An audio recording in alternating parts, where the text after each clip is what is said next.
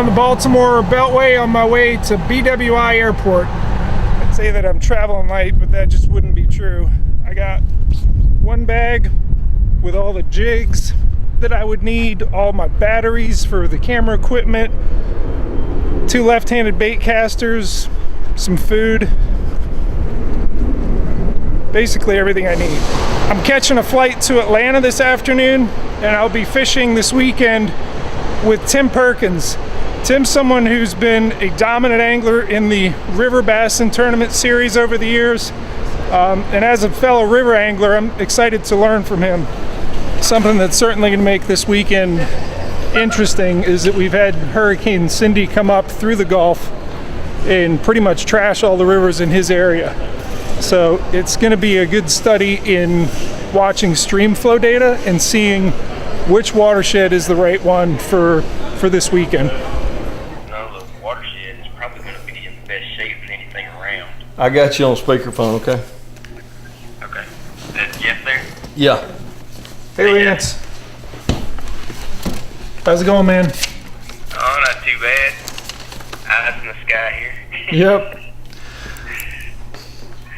So I'm looking at the storm total of rain out of Atlanta, and it looks like in Georgia the northwest corner of the state isn't as bad, which is north of us. Yeah. And then the southern end of Tennessee, Chattanooga, that area, that didn't get as much rain with this last storm. So yeah, I'm looking at 4-day totals. Okay. It's been raining for 4 days. Yeah, and I see a boat ramp right there, right? Yeah, there's a boat ramp right there. So that's 225, is that right?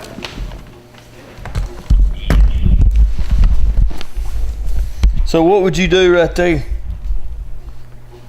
Well, again, I've never fished either one of those rivers. Right. But I imagine it's going to be typical Piedmont stuff. 4:48 a.m. and we're going fishing. On the move. Say good morning. Good morning. Where are we headed? We're headed to a disclosed river. We're trying to find clean water, man. We're river chasing today. We got about 3 hunches, and I thought you were taking me to Spotburn Creek. that's where we're going. Got to get coffee first, though. Alright. It's been raining overnight. We had some big thunderstorms last night when as soon as I landed in Atlanta, and looks like we got a little bit more coming along. Let's look at the radar here. So that's what's left of Hurricane Cindy. That's correct. What's that done to our rivers here? Well, it's blown everything out. We're having to travel a long way, try to find something or a river basin that hadn't got pounded. I drove probably 200 miles yesterday in a radius, and we eliminated a lot of water. But some of the waters that I was looking at, hoping on, I looked at the gauge, they got pounded last night, like Jeff said. A lot of rain fell yesterday afternoon, like one of the last lines. So we're going into some tributaries of that area, a little farther north, and we're gonna hope for the best. Reading gauges is just something that every good river angler gets good at, and they understand concepts like, when you have a rain event and you're further up in the watershed, that's going to be the first water that peaks and gets high and muddy. But it's also going to be the first that drops down. And I don't know, how far up in the watershed are we going to be? We're going to be probably in the upper third of the watershed. We're going to be in some of the stuff that'll end up making the Coosa River. Without disclosing a lot of information, but we're going to be in the upper third of some of that watershed. So this is one of the tools that you can use. If you look in the left-hand column right in here, you can see storm total. You click on that and it actually shows you what an entire storm dumps. And what we've done, this green area is where the bulk of the rain came last night, so we're staying out of that and we're moving further north. And once you decide on an area, like we're going, you know, further north in Georgia, you start looking at where the watersheds are that are up there, and then you can switch over to stream flow data and then just take a look at, hey, what do each of these tributaries or these, see there's one that's spiking, and I don't think that's one that's one we looked at, but that's not one that we're going to. That to me says it's getting muddier. It rose yesterday and now it's continuing to rise. The one that we're actually heading to was missed altogether, and there was a bump earlier in the week and it's back down low like this. So the two biggest tools, you know, in finding good water, good rivers to fish that aren't blown out after a hurricane, stream flow. Obviously you can see the real-time stream flow, but even before that you look at the NOAA radar and look at the storm total.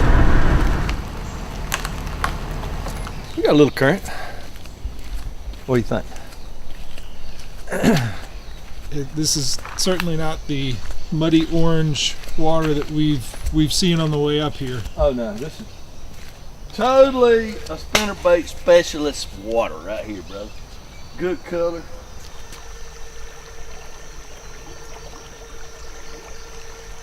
Daddy can pull it out. Oh my God, there it was, on cue. Good red eye, too. Talking about aggressive little joker now. I love catching these little things.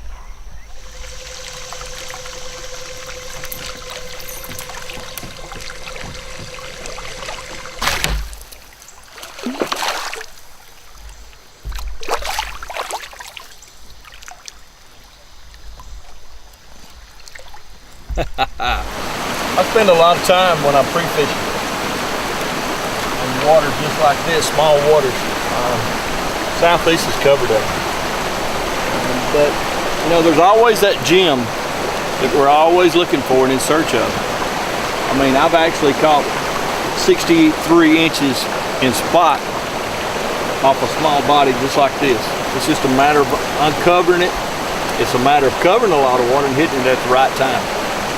But this particular body right here has Alabama bass in it, and they're thick.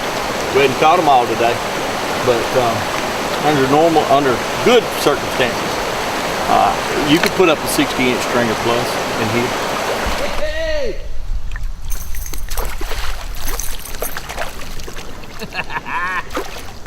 I'm still casting. Jeff Little. No spot, come on. Good old spots, love them.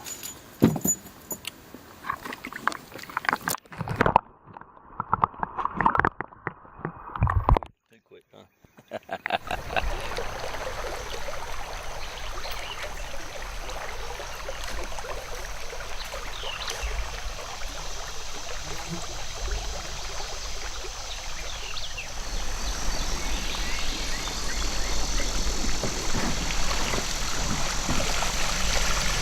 We've caught some good fish here. We have, but you know, if we're in our element with pre-fishing, I mean, this is just the start of it right here. We've looked at it pretty much so.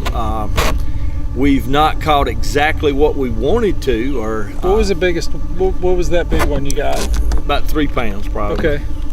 And you know, normally, I mean, that's a good fish, good start. But we've got a lot of stops and starts. Lance usually prints me out an itinerary, and I have about 3 stops a day. Right. That's 3 loads and unloads. So you map out in pre-fishing, I'm going to hit this river, this river, this river, this section or that section. Yes, that's the way we do it. And then tomorrow I may be in a total different section of our boundaries. I specifically go back to River Bassin and how we do, dissect a tournament for River Bassin.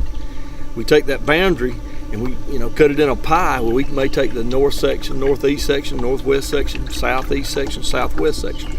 And that's what we like to have is 3 to 4 days. And, we take waters that are pretty close together, and that's the 3 stops we do for the day. Right. And, I'm just quick in, quick out. I'm not really sitting there trying to, catch a limit, so to speak. I'm just seeing what is available, what the bottom content is.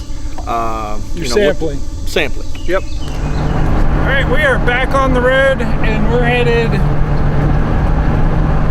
We staying in the same watershed? Yes. Okay. And we're gonna look for what? We're looking for a little tighter water, a little less current, more bends. Okay. Just a smaller body of water to hem those fish down just a little bit. I'm looking at a section further north from where we're at, and I'm looking at these bends in this river, and I'm also looking at the rock formations, and because as far as Alabama bass goes, these fish seem to tend to hold more on an outside bend. So it's almost like shooting fish in a barrel if you can find these bends instead of just a straight run. A straight run, a lot of times you got to fish every stick of cover there is, but in these outside bends, you can go from outside bend to outside bend. So I'm just trying to simplify some stuff and eliminate more water. It's almost as though it isn't worth fishing unless there's somewhere you can break your neck.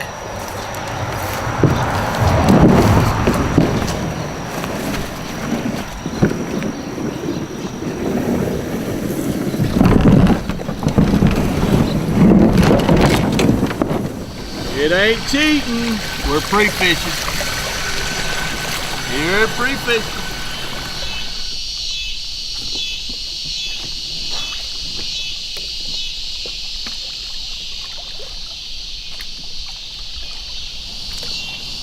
In power fishing, what we do in preparation for a tournament, a lot of times just eliminating water, it is power fishing. And what I'll do a lot of times is, that's always my backup lure, is that piece of plastic. I like a lizard this time of year, and what I'll do is I'll position my boat on the downstream side first and make cast and let it wash up under the log. And that's where they're normally located. I've caught my better fish today doing that same thing, just letting it wash down in there. Because there's a whole network, where there's one log, there's usually a bunch of logs up under there. So I just let it wash down, I'll fill a tick or fill it tighten up, pop it, and here we go. I know that's a slow way to fish, but a lot of times if you're taking a good sample, trying to get those better fish, you can get a good sample by doing a slow presentation.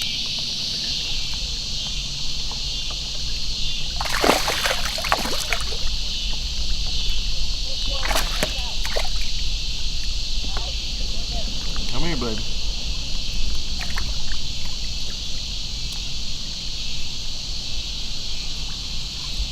Voila. Soft piece of plastic around this log. Works like a charm.